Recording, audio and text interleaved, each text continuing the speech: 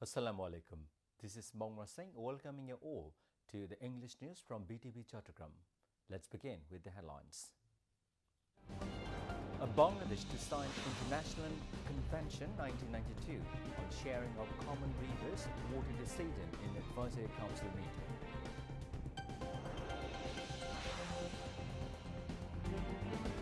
A glorious historic Mujibnagar Day today. Tributes paid to brave martyrs of liberation war at Mujibnagar Memorial.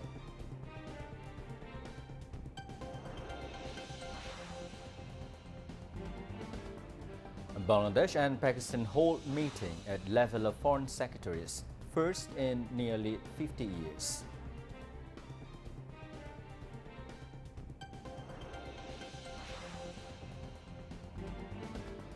BNP not against reforms, rather works to fulfill aspirations of people, said the party's standing committee member Nazrul Islam Khan.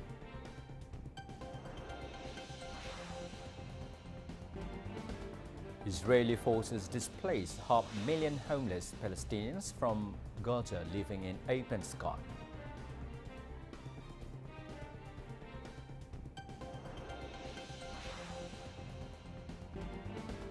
And Bangladesh lost to West Indies by 3 wickets in the Women's World Cup cricket qualifier in Lahore.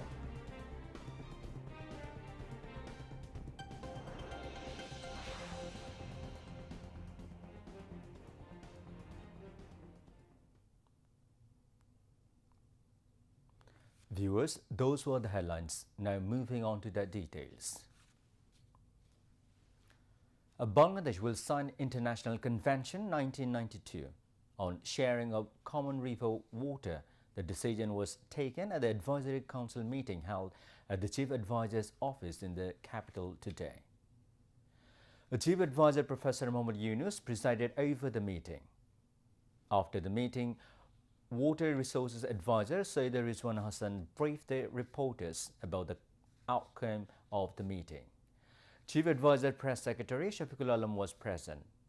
Rizwan Hassan said that the Advisory Council has given in principle approval to some amendments to the CPC in line with the recommendation of the Judicial Reforms Commission.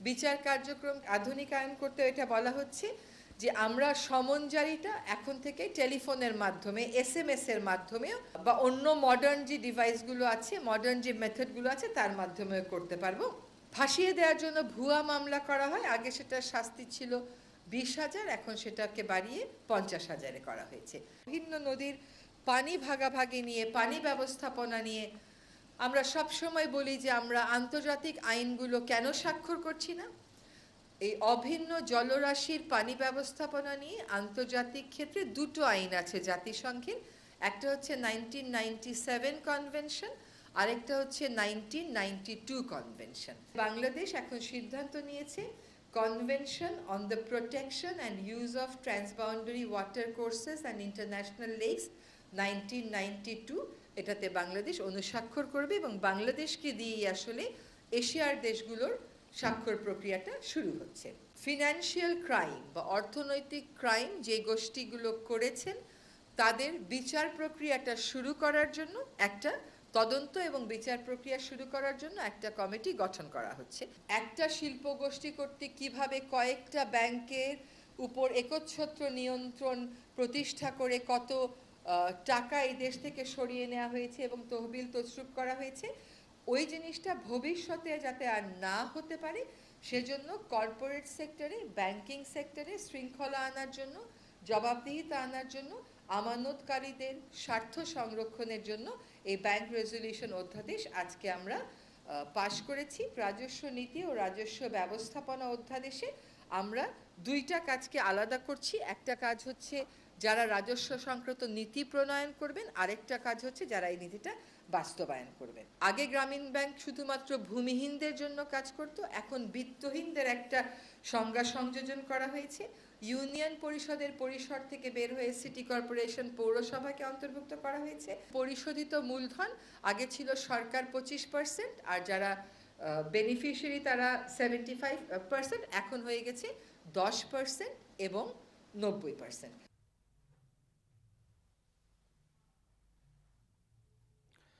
Chief Advisor Professor Mohammad Yunus emphasized strengthening relations with Pakistan to boost mutual cooperation and explore trade and business potentials. The chief advisor made the emphasis when Pakistani Foreign Secretary Amina Baluch met him at the state guest Jamuna in the capital Dhaka. Chief Advisor Professor Yunus said he always preferred closer ties with neighboring countries, including Pakistan, in the framework of CIRC. Acknowledging past issues, Baluch said Bangladesh and Pakistan must find ways to harness the potential between the two countries. She said there is the need for regular business-to-business interactions between the private sectors of two countries and exchanging visits at all levels. A senior secretary on SDG Affairs, Lamia Murshid, and Pakistani High Commissioner to Bangladesh, Syed Ahmed Maruf, were among others present. U.S. Delegation Deputy Assistant Secretaries of State Nicole R. Chulik and Andrew Hurab called on Chief Advisor Professor Mohammad Yunus and expressed support for the reform agenda of the interim government. The meeting was held at the State Guest House, Jamuna. They discussed regional issues involving peace, security, and development. The U.S. official expressed deep appreciation for the generosity of Bangladesh in hosting 1.2 million Rohingyas and thanked the leadership of Chief Advisor Professor Yunus for making progress over the issue of their rehabilitation.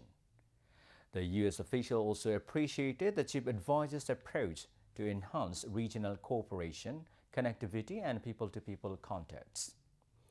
The Chief Advisor underlined the excellent bilateral relations between the two countries and reaffirmed the commitment of the interim government to work closely with the Trump administration on the entire range of bilateral relations. He thanked U.S. President Donald J. Trump for resuming aid for the Rohingya and a 90-day pause in the application of reciprocal tariffs. Bangladesh's National Security Advisor Dr. Khalil Rahman, the head of U.S. mission in Dhaka, Tracy and Jacobson were present at the meeting.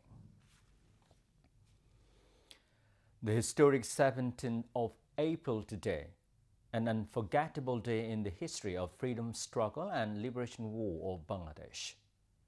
During the liberation war, the first provisional government of independent Bangladesh was formally sworn in on April 17, 1971 at Amrakanan of Buddhanath Tala village in Meherpur. Later, this Buddhanath Tala was named historical Mujibnagar. The Declaration of Independence was read on this day. The government played a unique role in conducting the liberation war and shaping international public opinion in favor of Bangladesh. Sheikh Mujibur Rahman was declared the President of the Republic and Syed Nazrul Islam the Vice President until the Constitution was made. Besides, Tajuddin Ahmed was appointed as the Prime Minister of the Provisional Government. Meanwhile, on the occasion of Mujibnagar Day, Farooq-e-Azam, advisor to the Ministry of Liberation War Affairs, paid tribute to the nation's greatest sons by placing a floral wreath at the Mujibnagar Memorial. In the morning, he laid the wreath on behalf of the interim government.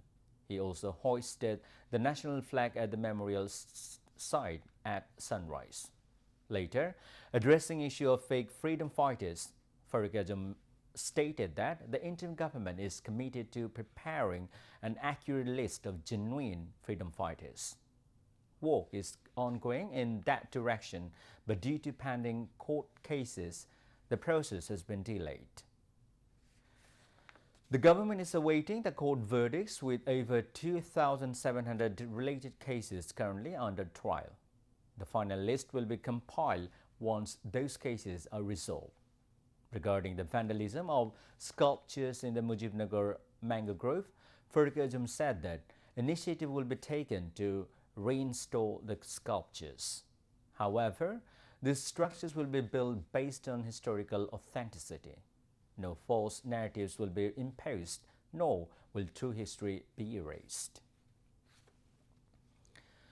Bangladesh and Pakistan held a Foreign Secretary level Foreign Office consultation in Dhaka after a gap of nearly 15 years.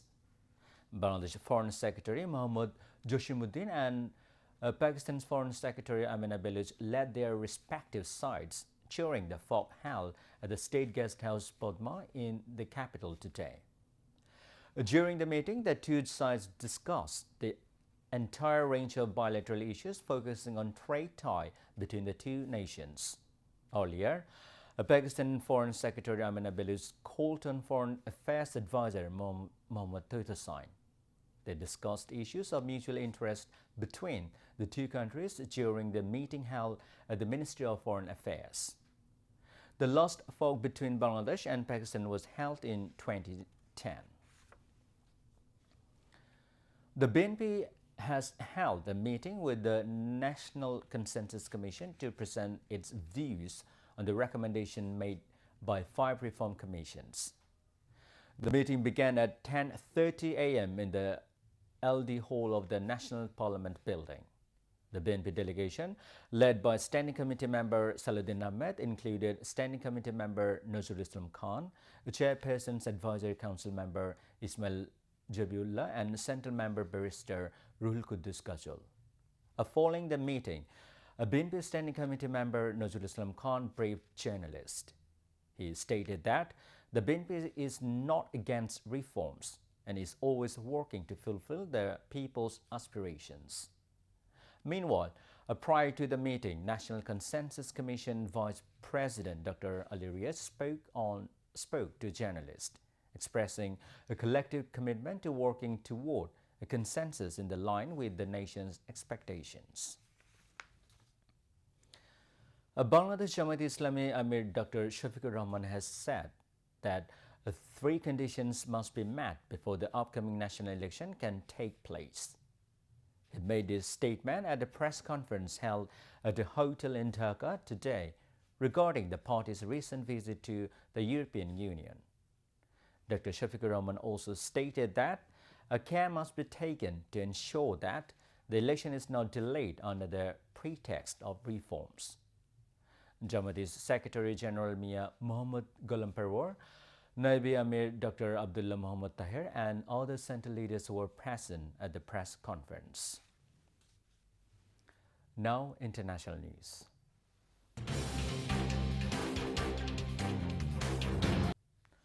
Israeli forces have forced to displace 500 million Palestinians from Gaza. All these are homeless at the moment, living in open sky. The displaced people are living in humanitarian crisis as the corridor of aid shipment were blocked by Israel. Meanwhile, Israeli Defense Minister has said troops will remain in so-called security zones they have established by seizing large areas of Gaza even after an end to the war. Israel court said the zones would provide a buffer to protect Israeli communities in any temporary or permanent situation, and that tens of percent of the Palestinian territory had been added since the Israeli offensive resumed 3 weeks ago. Israel would continue its 6-week blockade of humanitarian aid to pressure Hamas to release hostages, he said, despite the UN warning of devastating consequences.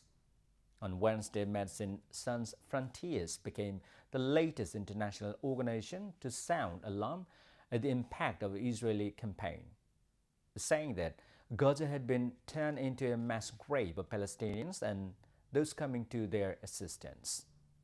Gaza's Hamas-run Health Ministry has said more than 1,650 people have been killed since the war resumed on 18 March. Hospital officials said at least 24 Palestinians were killed in Israeli strikes across Gaza on Wednesday. The majority of those reported killed were in Gaza City in the north.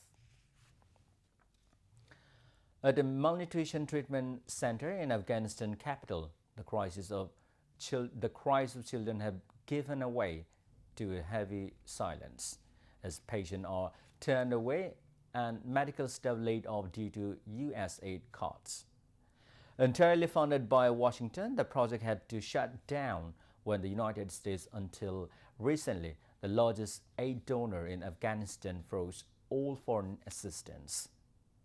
The many children who would have come to the center won't be treated now, said Khobor, a country director for the non-governmental organization Action Against Hunger, ACF, which manages the clinic in the west of Khobor. With the new funding, the stuffed animals, toys and baby turtles were put away and the pharmacy locked when the last patient left in March. According to the United Nations, after 4 decades of war and crisis, Afghanistan faces the second largest humanitarian crisis in the world, behind war-torn Sudan. On average, 65 children suffering from severe acute malnutrition with complications were treated at the clinic every month. A child malnutrition in Afghanistan, where 45% of the population is under 14 years old, is one of the most significant challenges because it affects an entire generation in the long term. Some 3.5 million children under the age of 5 suffer from acute malnutrition, and the country has one of the highest rates of the stunting in the world. Now, sports news.